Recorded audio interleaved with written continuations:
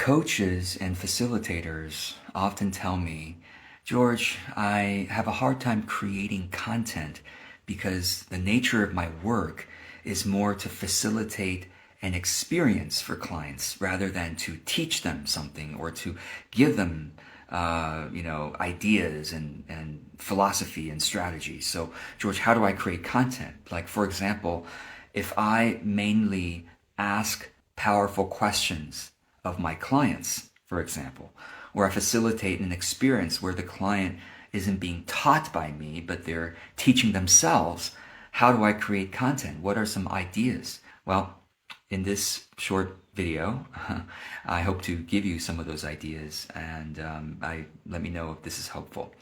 So first of all, have you noticed the words that come out of your mouth when you are with clients? Really, you may want to record yourself next time when you're in a client session. You can tell them, hey, listen, I'm just recording this for my own study. I'm not going to share this anywhere, and get their permission, obviously. Or just record, use your phone to record your own voice and not theirs, for example. Notice the words that come out of your mouth, because every sentence you speak to your clients is a potential piece of content. Let me explain. Okay. There's a reason you say something to your client in response to what they said versus every other sentence you could speak in the world. You said that sentence to your client. Why? What was the context that makes that sentence meaningful, powerful, useful to the client? Even if that sentence is a question. Let's say the client is telling you about a particular relationship issue and how, oh, my partner doesn't listen to me. And then you ask the question, what might be behind the non-listening that you're experiencing? Okay. George, how could that turn into a piece of content?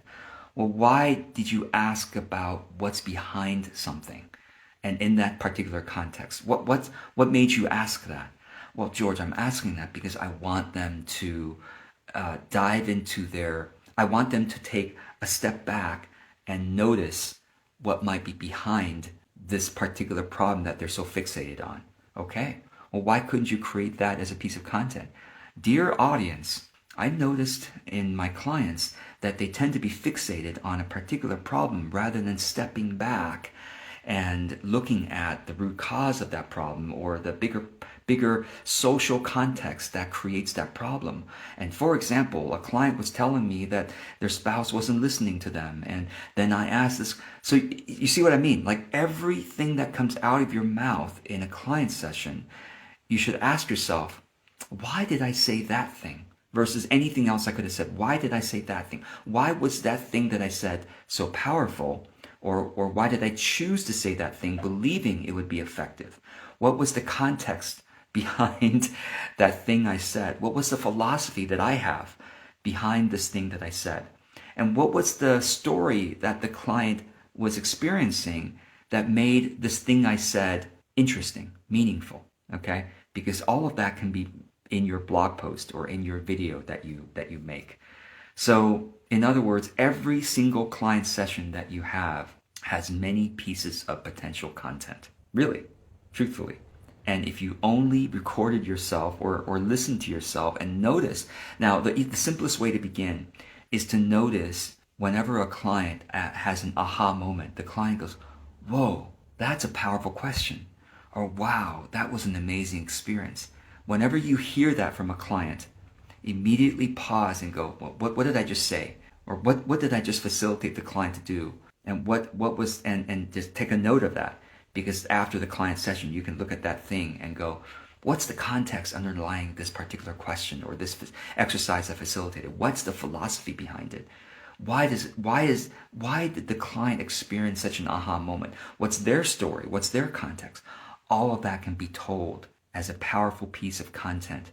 And what happens is when you create that kind of content, your audience goes, wow, you are an insightful person. Look at what you noticed. And I want to experience those insights with you too.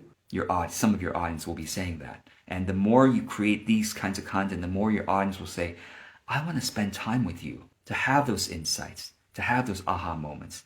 And by the way, when you create content like this, be sure to hide any personal client details. Try to change the story enough where the client doesn't recognize themselves, or maybe wait enough time. So you have a backlog. It's like, oh, 6 months ago, you remember working with this client, you wrote a note down 6 months ago. Now you can tell that story, and the client will have forgotten about that, perhaps.